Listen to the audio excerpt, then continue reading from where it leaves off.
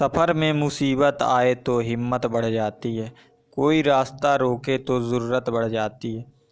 अगर बिकने का इरादा हो तो कम हो जाते हैं दाम अक्सर, ना बिकने की ठान लो तो कीमत बढ़ जाती है।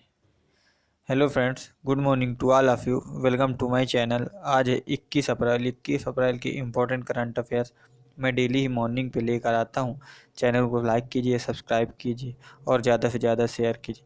मैं वीडियो के लास्ट में एक आपसे क्वेश्चन पूछूंगा जिसका आप जवाब हमको कमेंट बॉक्स में दीजिएगा।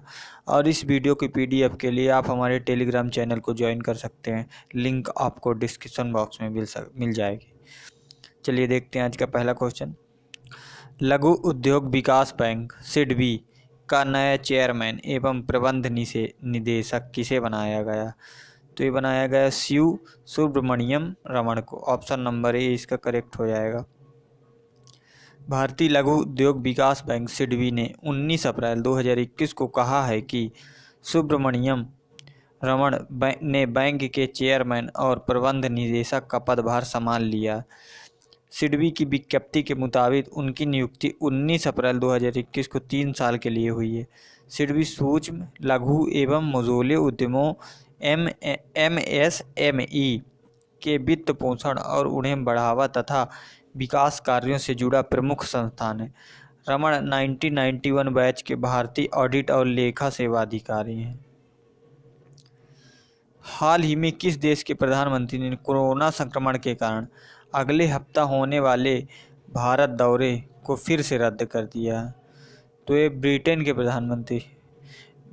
प्रधानमंत्री ने रद्द कर दिया है। ब्रिटेन के प्रधानमंत्री की बात करें तो ब्रिटेन के प्रधानमंत्री हैं बोरिस जॉनसन। ब्रिटेन प्रधानमंत्री बोरिस जॉनसन की 25 अप्रैल 2021 से शुरू होने वाली भारत यात्रा रद्द कर दी है।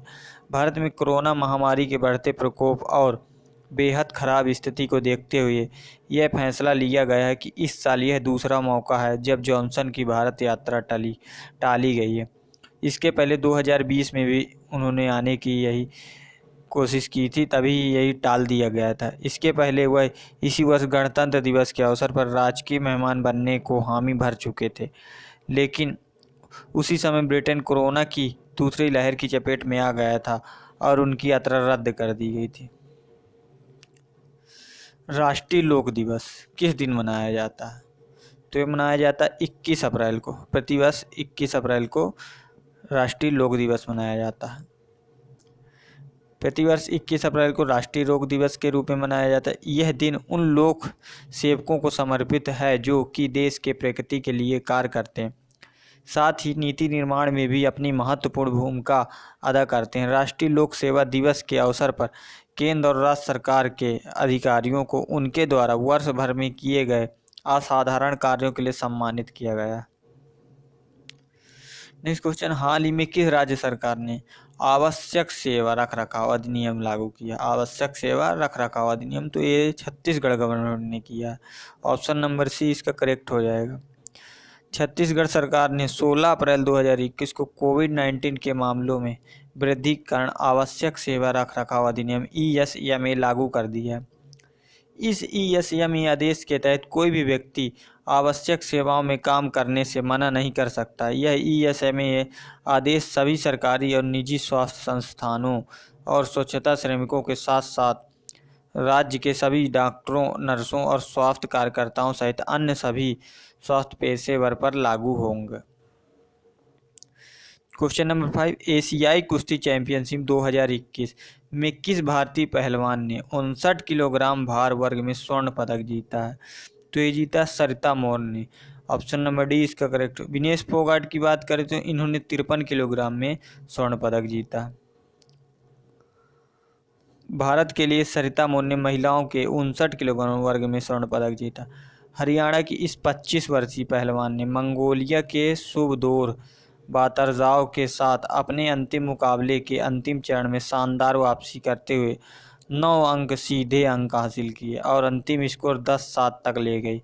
एक कड़ी चुनौती के बाद सरिता 1-7 से पिछड़ गई थी, लेकिन वे इसी अंतिम चरण में जीत हासिल में सफल रही। क्वेश्चन नंबर 6, एशियाई कुश्ती चैंपियनशिप 2021 की मेजबानी कौन सा राष्ट्र कर रहा है?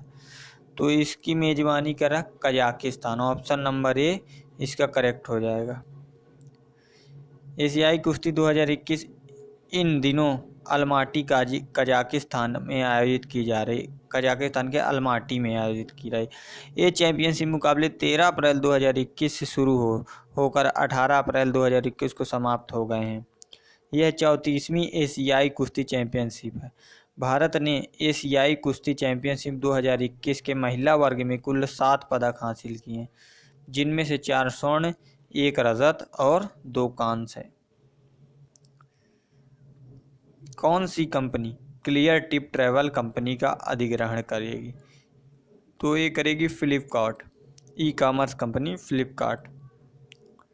फ्लिपकार्ट ने हाल ही में यह घोषणा की है कि वह क्लियर टिप का अधिग्रहण करने की योजना बना रही है, जो एक प्रमुख ऑनलाइन ट्रैवल और टेक्नोलॉजी कंपनी है। कोरोना महामारी के कारण होटल इंडस्ट्री को अच्छा खासा नुकसान हुआ। ऐसे में दोनों कंपनियों के बीच यह डील 10 दिनों के भीतर फाइनल हो सकती है।